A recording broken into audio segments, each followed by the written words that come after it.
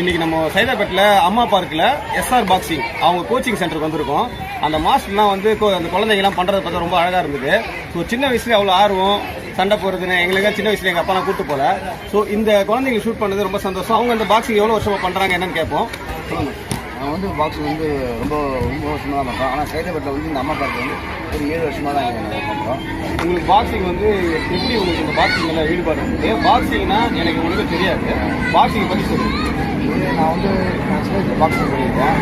என்னுடைய பேரண்ட்ஸ் வந்து அது வந்து அவங்க ஈடுபாடு கொடுக்கல. ஏன்னா பாக்ஸிங் ஒரு ஆரோக்கியமான ஒரு விளையாட்டு. அந்த விளையாட்டு வந்து எனக்கு ரொம்ப ஈடுபாடு யாரும் கொடுக்கல. நிறைய காரியங்கள் எனக்கு செய்து தரல. அதனால் நான் மற்ற பசங்க வந்து அது விட்டு விட்டது. அவங்களுக்கு நிறைய நம்மளால் வந்து அவங்களுக்கு என்கரேஜ் பண்ணோம்.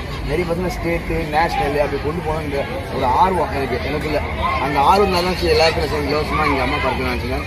ஒரு 7 வருஷமாக நான் இங்கே பசங்களுக்கு. எத்தனை வயசு குழந்தைங்க வந்து எத்தனை வயசு குழந்தைங்க வராங்க?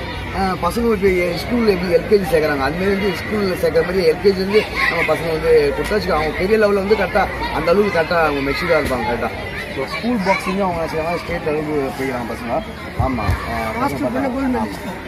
நீங்கள் ஒரு கோல்டு மெடல். ஆமாம், நானும் கோல்டு மெடல். அதனால வந்து நம்ம ப்ராக்டிஸ் பண்ணுவோம். தெரிஞ்சு இந்த யோகா மற்ற ஃபிசிக்கலாக வந்து நம்ம ஸ்ட்ரெச் பண்ணக்கூடிய சில மென்மையான ஒரு இது இருக்குல்ல. இப்போ யோகாலாம் பார்த்தீங்கன்னா ஸ்ட்ரெயின் கொடுக்காது.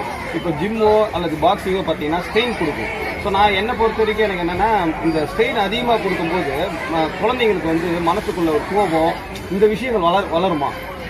அப்படி நம்ம எதுவுமே சொல்ல முடியாது. இப்போ கடினமான உழைப்பு வேலை செய்யணும் அப்படின்னா கோபப்படுவாங்களா? கோவப்பட மாட்டாங்க. புரியுங்களா? எல்லாமே என்ன செய்யும் அவங்களுக்கு ஒரு இலைப்பாறுதல் 6 நாள் நல்ல ஒரு தூக்கம் வரும். புரியுதா? ஒரு உடம்பு வந்து என்ன செய்யும் அவங்களுக்கு மற்ற சிந்தனை வந்து அவங்களுக்கு தேவை போகாது. இப்போ வந்து சும்மா தானே அவங்க செல் தொழுதும் செல்னு ஒன்று சொல்லுவோம்.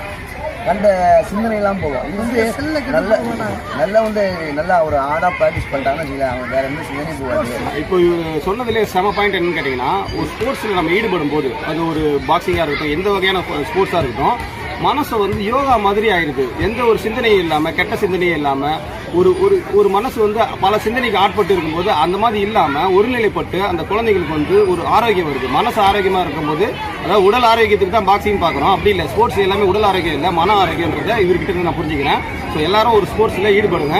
ஸோ அதனால வந்து பல எண்ணங்கள்னால நம்ம டம்ப் ஆகிற அந்த மனசு வந்து கொஞ்சம் ரிலாக்ஸ் ஆகும். அதை நானும் ஃபீல் பண்ணியிருக்கேன். பிகாஸ் நான் ஒரு கிரிக்கெட் பிளேயராக இருந்தேன். ஸோ அந்த டைமில் ரொம்ப சந்தோஷமாக இருந்தேன். இன்றைக்கி யோசிச்சு பார்க்கும்போது ஸோ அந்த ஸ்போர்ட்ஸ் தான் என் மனசை வந்து இதமாக்கியிருக்குன்னு நான் ஃபீல் பண்ணுறேன்.